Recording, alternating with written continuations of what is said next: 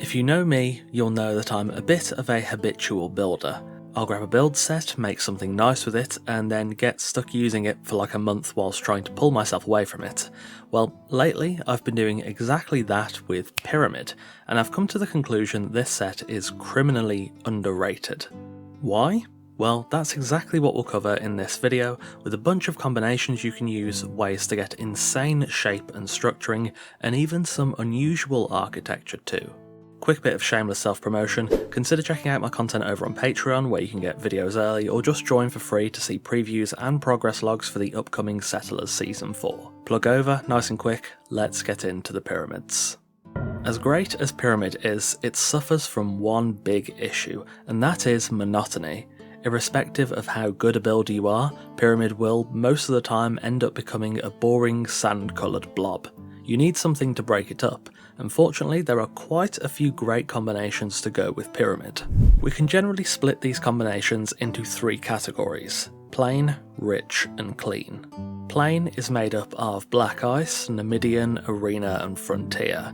These are all fairly inoffensive combinations. They don't make a huge change to the palette and style, but are generally quite neutral, and by the same token, very flexible. Rich consists of Turanian, Stormglass, and to a degree Yamatai Tower. These are very dense additions that add a ton of contrast and are far more stylised than the plain options.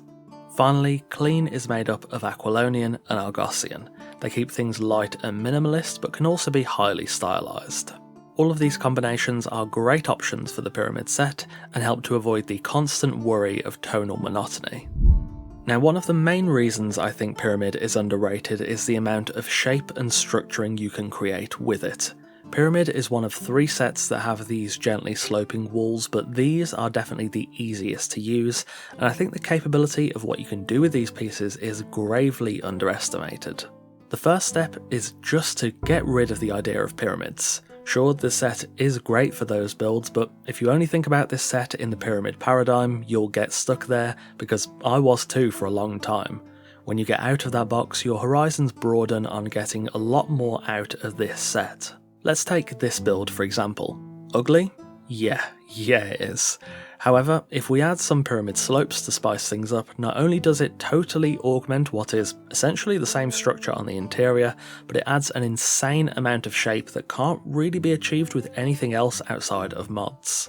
Adding accents and structures like these creates a lot of shape. You can then cut back into them to add even more depth, and most importantly, it avoids all of the issues with flatness that many build sets suffer from, not just Pyramid, especially if you add some windows. As an extra bonus, the slopes interact really nicely with light and shadow, a major element of any good build that is often criminally overlooked. Finally, something I did touch on very briefly in the last segment: unusual architecture. Pyramid is quite unique in what you can do with it, and whilst it's not exactly perfect, it certainly lets you do things you otherwise can't do outside of mods. Tall sloping structures, large spikes, pattern inversions, even semi-futuristic or brutalist architecture, all of these things are possible with Pyramid. I will say, it's certainly not always easy to get these unusual things going. It requires a lot of testing and experimentation and just trying things out, especially if you're just beginning to break out of the Pyramid paradigm.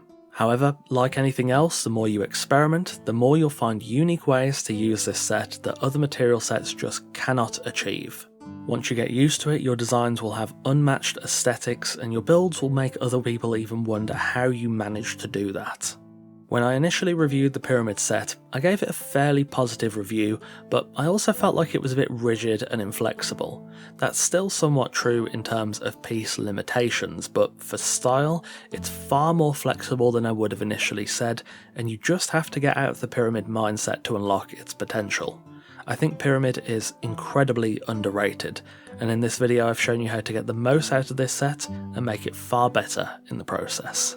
Thank you for watching, and a massive thanks to our wonderful esteemed coffee cultists for continuing to support the channel over on Patreon. If you want to support the channel yourself, check out the Patreon through the link in the description, or join as a member here on YouTube by clicking join just below this video.